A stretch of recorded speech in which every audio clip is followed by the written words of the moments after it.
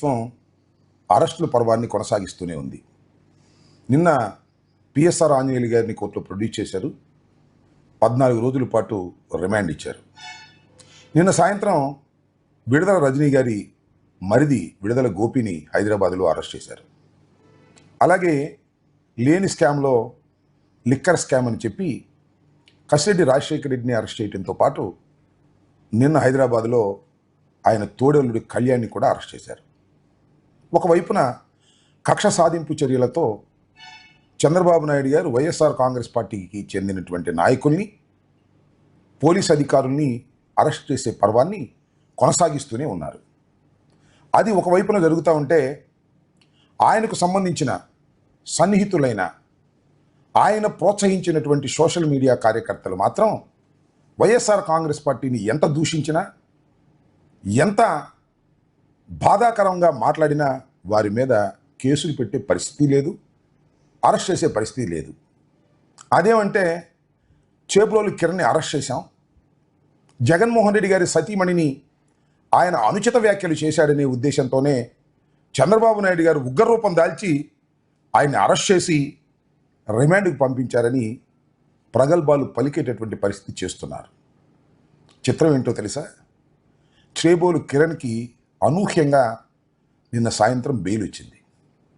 Bail వచ్చింది అని చెప్పడం కంటే పోలీసులు బెయిల్ వచ్చే విధంగా ప్రవర్తించారని ఖచ్చితంగా చెప్పవచ్చు. మీరు ఇంతకుముందు పరిశీలించినట్లయితే వైఎస్ఆర్ కాంగ్రెస్ పార్టీకి చెందినటువంటి సోషల్ మీడియా కార్యకర్తల్ని అరెస్ట్ చేసినప్పుడు నెలలు తరబడి జైల్లో ఉన్నారు. పెద్దింటి సుధారాణి కానీ, ఇంటూరు కిరణ్ కానీ, కల్లం హరికృష్ణారెడ్డి కానీ, పోసాని కృష్ణమురళి కానీ, ప్రేమ్ కుమార్ కానీ నెలలు తరబడి జైల్లో ఉండే విధంగా పోలీసులు వ్యూహంగా వ్యవహరించారు. అది ఏమిటంటే పోలీస్ కస్టడీ వేస్తారు. అరెస్ట్ చేసి కోర్టులో ప్రొడ్యూస్ చేసిన తర్వాత రిమాండ్ ఇవ్వగానే పోలీస్ కస్టడీకి 5 రోజులు ఇవ్వండి, 4 రోజులు ఇవ్వండి అనేటువంటి మాట మాట్లాడి పిటిషన్ ఫైల్ చేస్తారు. 2 రోజులు, 1 రోజు వారికి పోలీస్ కస్టడీ ఇస్తారు. ఆ తర్వాత బెయిల్ గురించి ఆలోచిస్తారు. ఈ పోలీస్ కస్టడీ వేసేది ఏమిటంటే బెయిల్ రాకోకుండా ఎక్కువ కాలం నిర్బంధించాలి అని. ఇంటూరు కిరణ్ అయితే 160 రోజుల పాటు జైల్లో ఉన్నాడు. సుధారాణి అయితే 54 రోజుల పాటు జైల్లో ఉంది. పోసాని కృష్ణమురళి అయితే 22 రోజుల పాటు జైల్లో ఉన్నాడు. కానీ కిరణ్ మాత్రం ఆఘమేఘాల మీద బయటకు వచ్చేశాడు. రాజు తలుచుకుంటే దెబ్బల కొదువ అనే మాట ఒకటి ఉంది. అలాగే వడ్డించేవాడు మనవాడైతే ఎక్కడ కూర్చుంటే ఏమిటి అనేది కూడా ఉంది. చేబోలు కిరణ్ని పరువు కోసం అరెస్ట్ చేశారు. కానీ చేబోలు కిరణ్ చాలా సన్నిహితుడు చంద్రబాబు నాయుడు గారికి, ఐటీడీపీకి. చేబోలు కిరణే చెప్పాడు, చంద్రబాబు నాయుడు గారి దగ్గర నుంచి ఫోన్ వచ్చింది, నన్ను రమ్మన్నారు, నేను వెళ్ళాను అని. నేను ఏపీలో ఏ వీడియో చేసినా కూడా 5 లక్షలు దాటి చేసినాయి. తర్వాత నాకు చంద్రబాబు గారి నుంచి కాల్ రావటం కానీ వచ్చింది. చంద్రబాబు గారు నేను నమ్మలా, చంద్రబాబు గారు డైరెక్ట్ గా రమ్మన్నారు మంగళగిరి. ఆ రకంగా అతి సన్నిహితంగా వ్యవహరించినటువంటి చేబోలు కిరణ్ని అరెస్ట్ చేసి వెంటనే బెయిల్ వచ్చి ఏర్పాటు చేశారు. ఏం చేశారో తెలుసా మీకు? ఇంతమంది మీద కేసులు పెట్టి అరెస్ట్ చేసినా అందరికీ బెయిల్ రాకోకుండా ఉండేందుకు పోలీస్ కస్టడీ పిటిషన్లు వేసేవారు, ఛార్జ్షీట్ ఫైల్ చేసేవారు కాదు.